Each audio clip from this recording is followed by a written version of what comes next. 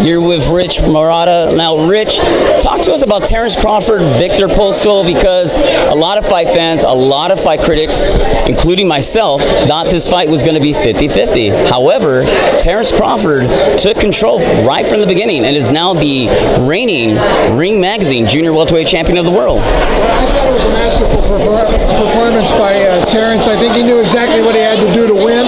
I think Postol had a game plan. The problem with Postol is that I felt that he was not able to adjust out of his game plan as the fight went on. I think he still was hoping that his jab at some point would take effect. It never did. The things that we were thinking we were going to see from Postol never really showed up. We never saw that great jab. We never saw him breaking down Terence Crawford at all.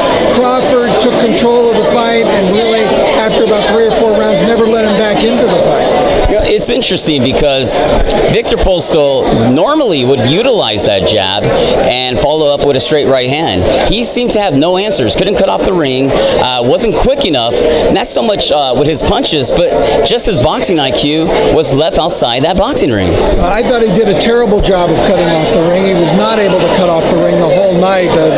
Terence could move left to right, circle around the ring with impunity this evening. So I think Terence was totally, in control that way. Postol did not have a plan B.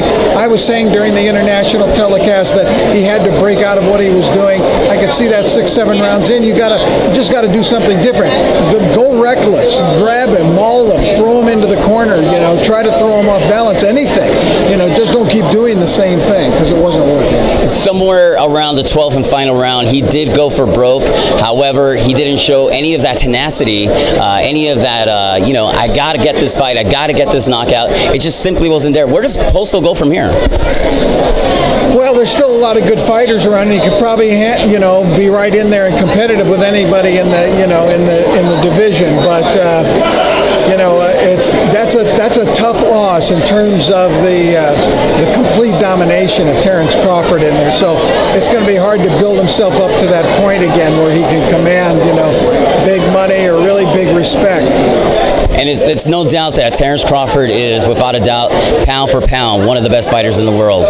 Yeah, I certainly think he's in the top 5, maybe even higher. I mean, I've still got to put, personally, I put Golovkin as number 1, and Chocolatito and Kovalev, I think, are the top 3.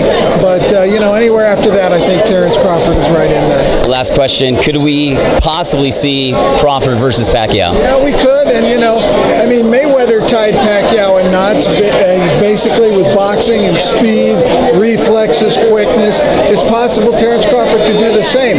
Although I do think that Manny still has a lot left. I think his fight against Bradley, he fought brilliantly. I thought it was a terrific performance by Manny that night. So, that is an interesting and intriguing matchup. I would definitely have to give that some real thought as which way I would go on that one. Well, we look forward to Terence Crawford's career. Thank you, Rich. Always a pleasure. Okay. Thank you.